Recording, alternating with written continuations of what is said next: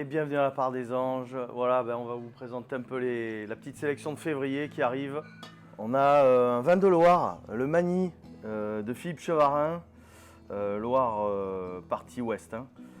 Un gamay teinturier, vraiment très intéressant. C'est pas courant, c'est sans sulfite ajouté, mais c'est très droit. C'est un vin avec un petit peu de volume, mais pour l'hiver c'est bien, puisqu'on est sur des vins avec du volume en ce moment. Par exemple le Cahors également. C'est une cuvée de très vieille vigne du Clos Siguier qui travaille remarquablement. C'est pas très connu, mais nous on aime bien. C'est un peu à l'ancienne, mais c'est vraiment des Cahors vraiment délicieux.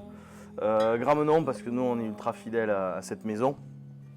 Sur la cuvée contre-couleur, ce sont des grenaches sur des macérations longues. Texture de velours hyper délicat, mais quand même un vin avec de la mâche et de la longueur en bouche extraordinaire. Les traverses 2020 de l'Anglore, ça c'est juste une gourmandise absolue, qui reste quand même un vin généreux d'hiver, sans tanin, mais avec beaucoup de profondeur. Et puis bon, parce que bientôt l'hiver va être fini, on a fait rentrer un peu quelques vins de soif là, notamment les vins de Lolita, la compagne de Nico Renaud, qui est dans le Gard. Petite cuvée mise en bouche, voilà, c'est marqué dessus. Délicatesse absolue. Dans le Var, Fabrice Raymond, sur une cuvée un peu spéciale, c'est une pure Syrah. On avait réussi à avoir un tauleau de Syrah qu'on avait réussi à isoler et qui est vraiment pour moi tout fin, tout en texture très fine, vraiment à ne pas rater. Et dans les blancs, des melons de Bourgogne, donc on est dans le pays nantais là en fait, avec Monsieur Bosque. Et ça, c'est une cuvée qui s'appelle « Remettons la France au goulot ». Tout est dit.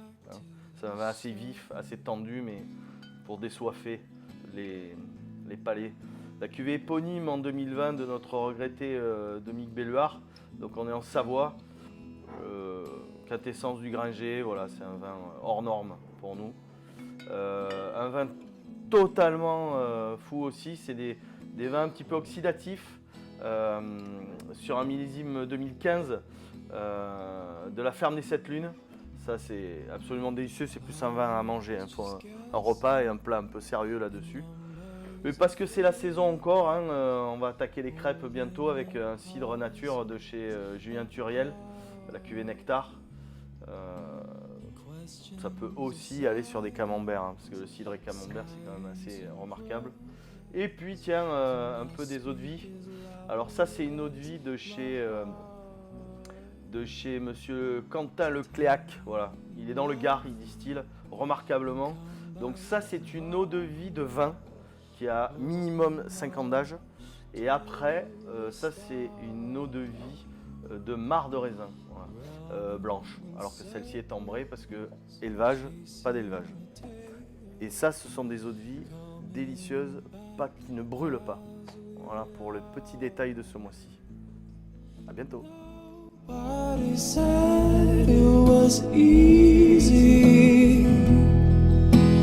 It's such a shame for us to part.